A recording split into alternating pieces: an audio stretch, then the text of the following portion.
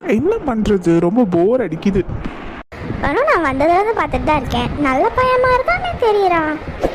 ஆனால் அன்னைக்கு என்ன ரம்யா கால் பண்ணுறா? Hello sir. ஹலோ, சொல்லு ரம்யா. இதோ வந்துட்டால. ச்சே, நான் நினச்சது அப்போ தப்பு. இன்னும் இவன் இப்படி தான் இருக்கான்.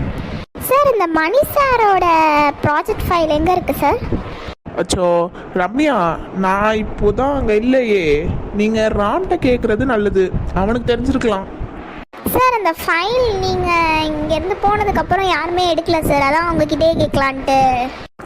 அப்படியா? சரி, அப்போ என்னோட கபோர்டில் இருக்கான்னு பாருங்க. ஓகே சார், நான் பார்க்குறேன். இவன் கிட்டலாம் நம்ம பேசாமல் இருந்தால் தான் நல்லது. சார், இன்னும் அந்த ரம்யா பின்னாடி தான் சுற்றிட்டு இருக்கான் போல.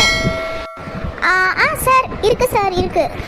அப்புறம் சார், அங்கெல்லாம் எப்படி போகுது? நல்லா போதா? ஏதோ போகுது ரம்யா.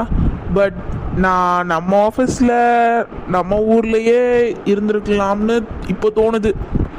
தோணும், உனக்கு தோணும். அவதான் கால் பண்ணிட்டால, உனக்கு அப்படித்தான் தோணும். ஏன் சார், என்ன ஆச்சு? அது ஒன்றும் இல்லை, சும்மா உங்களை ப்ராங்க் பண்ணி பார்த்தேன். நீங்கள் என்ன பண்ணுறீங்கன்னு. நான் இங்கே நல்லா ஹாப்பியாக தான் இருக்கேன். நீங்கள் எப்படி இருக்கீங்க? I am good sir.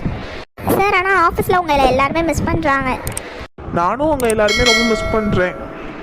ஆஹா, ரொம்ப மிஸ் பண்ணானா அந்த ஊருக்கே போக வேண்டியதானே? ஏன் சார், அங்கே தான் எல்லாருமே இருக்காங்கல்ல, நீங்கள் எப்படி எங்களை மிஸ் பண்ணுவீங்க? எல்லாரும் இருந்தாலும் அங்கேயும் நம்ம ஜாலியாக தானே இருந்தோம். ஸோ அந்த டேஸில் எனக்கு ஞாபகம் வரும்ல ரம்யா. நீங்கள் ஜாலியாக தான் பார்த்தேனே.